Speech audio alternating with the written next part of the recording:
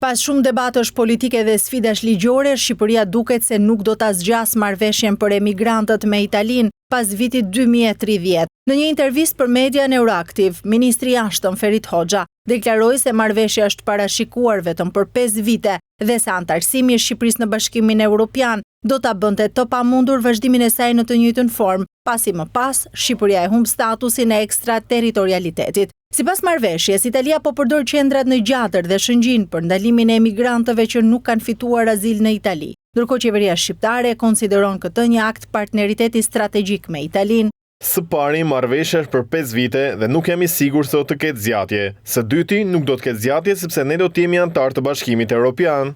Hoxha, i cili ishte në Bruksel për të marrë pjesë në një takim me ministrat e jashtëm të Bashkimit Evropian, e cilësoi Shqipërinë si një partner të besueshëm për Italinë, duke mbështetur këtë marrëveshje pavarësisht debateve dhe proceseve gjyqësore që e kanë shoqëruar atë në shtetin italian. Gjithashtu Hoxha hodhi poshtë spekulimet se kjo mund ta nxiste qeverinë italiane, e cila e mbështet antarësimin e Shqipërisë në BE, të mos e lejojë hyrjen e Shqipërisë për hir të mbajtjes në funksion të kampeve të saj. Italia kishte nevojë për ndihmë, ne ndihmuam dhe kjo nuk mund të harrohet. Ndërsa Shqipëria synon antarësimin në Bashkimin Evropian brenda vitit 2030, mbetet për tu parë se si do të evoluojë marrëveshja dhe roli i saj në politikat europiane të migracionit.